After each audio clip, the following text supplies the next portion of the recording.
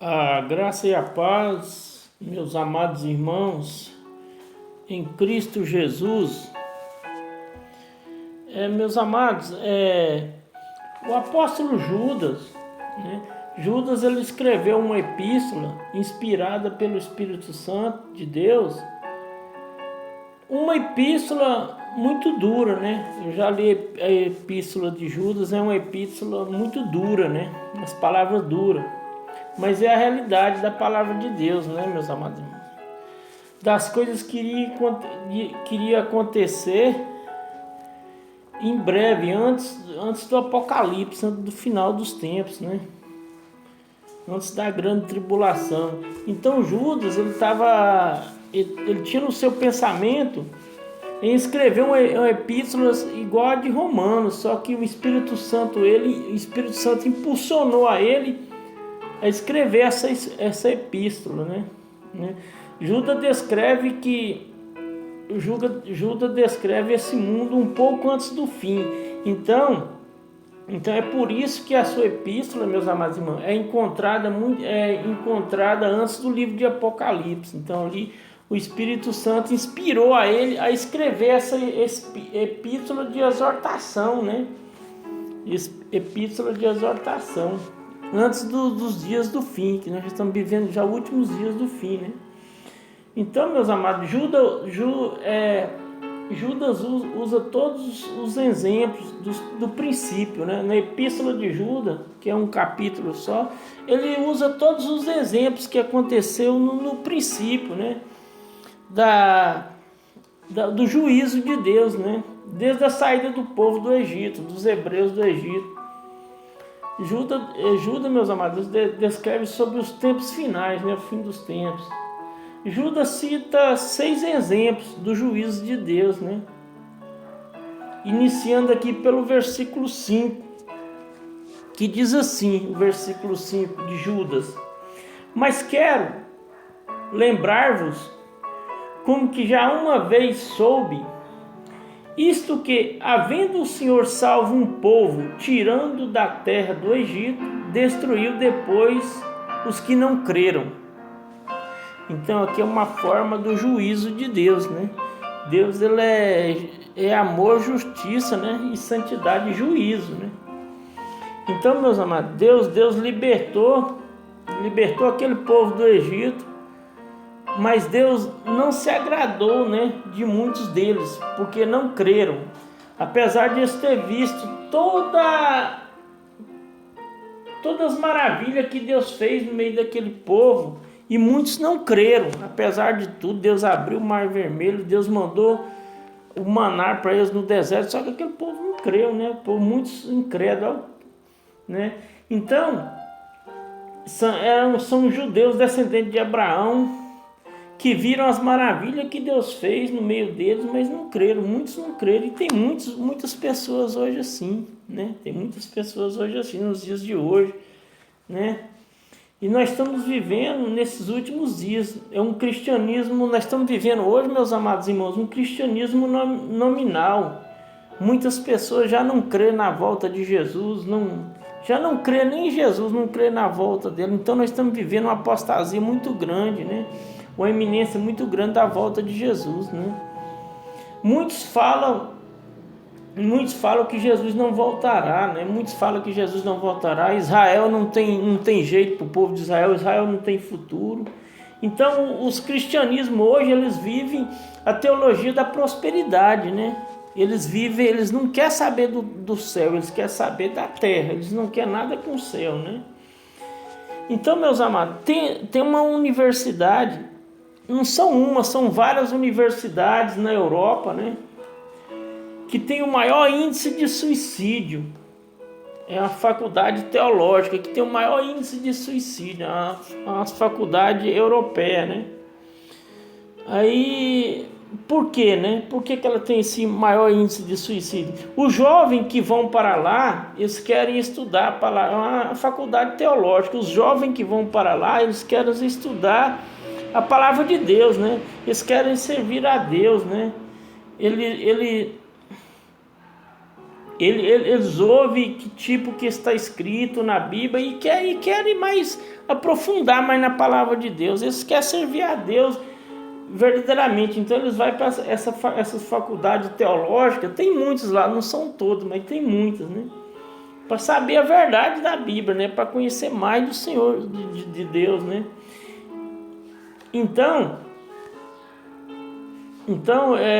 eles, quando chega lá, os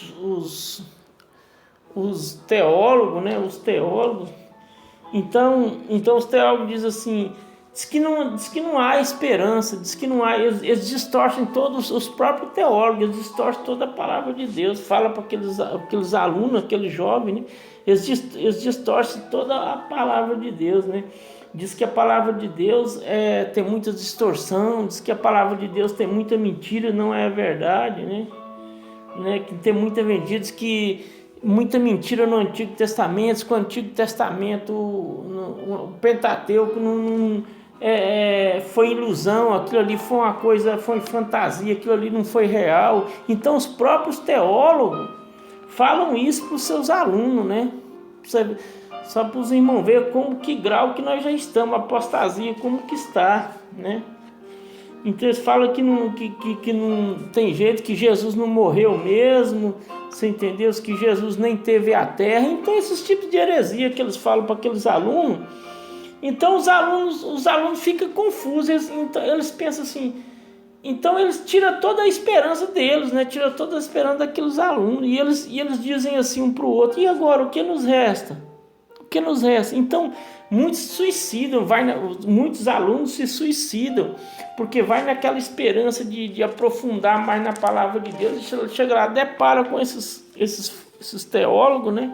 Esses falsos teólogos lá, e distorcem toda a palavra de Deus e acabam com a esperança daqueles alunos, né? Então isso já está acontecendo nos dias atuais, né, meus amados irmãos?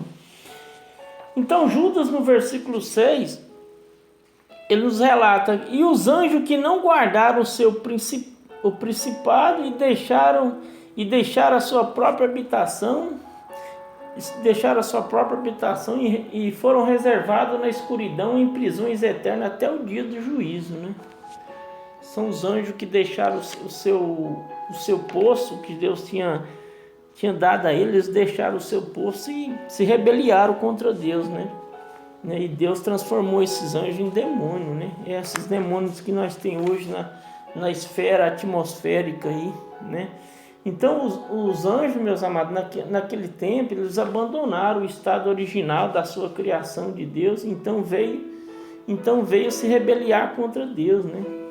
E após disso veio o dilúvio. Então o pecado estava tão grande daqueles antediluvianos que Deus teve que exterminar. E guardou somente Noé, né, e desceu o juízo e eliminou todo aquele pecado, né? Então, meus amados irmãos, Judas, aí no seguinte versículo diz assim: assim como Sodoma e Gomorra e as cidades circunvizinhas, que havendo se corrompido como aqueles, ido após outra carne, foram postas, por exemplo, sofrendo a pena de fogo eterno. Em Sodoma e Gomorra, né? O versículo seguinte, isso como aconteceu com Sodoma e Gomorra, né? Então, que é no versículo 7 de Judas, Sodoma e Gomorra, meus amados irmãos, praticavam a mesma prostituição como os antediluvianos, né? Então a homossexualidade desde o começo do mundo, tem essa homossexualidade, o lesbianismo, né? Agora, como no tempo de Noé tinha também a homossexualidade, o lesbianismo. Então o que é? O abandono da original da criação de Deus, né? Deus criou homem e mulher, então eles abandonaram a Deus e a seguir a sua própria carne, né? Então todo pecado, meus amados, é pecado. Adultério, prostituição, fornicação e etc. Tudo é pecado. Não existe pecadinho nem pecadão, né? Então todos nós precisamos da salvação. E essas pessoas, como tem hoje essas pessoas os homossexuais, as lésbicas, nós temos que amar elas e falar para elas da salvação, né? Não, mas aqueles Sodoma e Gomorra praticaram a prostituição ao extremo, né? Eles chegaram ao extremo. O que é o extremo? É todo tipo de imoralidade sexual, de depravação. Eles chegaram ao extremo. Aquele povo de Sodoma e Gomorra chegou ao extremo que Deus teve que descer o juízo para eliminar, que o pecado já estava cheirando mal as narinas de Deus. É o que nós está acontecendo hoje, né? Nós estamos vivendo dias de Sodoma e Gomorra. Eu creio que Deus já não suporta mais o pecado. Nós estamos nos dias de Sodoma e Gomorra, né? O homossexualismo, meus amados, sempre existiu. Mas em Sodoma e Gomorra, como eu volto a falar, se tornou um dominante, se tornou uma depravação total, que Deus já não estava suportando mais, né? E hoje nós vivemos os dias de Sodoma e Gomorra, né? Um poder dominante na sociedade, leis sendo aprovadas a favor do homossexualismo, do lesbianismo, né? Hoje nós cristãos, servos de Deus, não podemos nem falar a um homossexual ou uma lésbica que é errado essa prática deles, esse comportamento deles é errado, né? Então nós já não podemos falar que isso é errado para eles, que nós podemos até ser presos, né? É crime a gente fazer isso, né? Então você vê a que nível que chegamos, né? Já muitos pastores já foram presos devido a alertar esses homossexuais, essas pessoas que estão nessa prática, já foram até presos, já foram processados, né? Então hoje, meus amados, estamos vivendo dias de Sodoma e Gomorra. Jesus ele está prestes a vir retirar seu povo, assim como a retirar seu povo no arrebatamento, assim como tirou Ló, um tipo de arrebatamento, assim como tirou Ló, e depois ele desceu o juízo sobre Sodoma e Gomorra, né? Então o Senhor, nós já estamos vivendo dias de Sodoma e Gomorra, a depravação do homossexualismo, do lesbianismo está muito grande, já está cheirando mal as narinas de Deus, né? Então no versículo 11 diz assim: ai deles, porque entraram pelo caminho de Caim e foram levados pelo engano do prêmio de Balaão e pereceram no caminho de Corá, na contradição de Corá, né? Perdão. Então, aqui o Caim ele praticamente se afastou da presença de Deus. Como a gente vê muitos cristãos hoje que abandonaram, já não crê mais na volta de Jesus, abandonaram. Muitos já voltaram para o budismo, para o hinduísmo, o espiritismo, né, para a testemunho de Jeová, para os adventistas, abandonaram, abandonaram a face do Senhor, assim como fez Caim, né? Caim ele se afastou do Senhor, né? Então muitas pessoas já não querem, já não acreditam mais na volta de Jesus, né? Abandonaram, né? Então é o que está acontecendo hoje, pessoas como Caim, né? Tem muitos cristãos como Caim, né? E no versículo B, no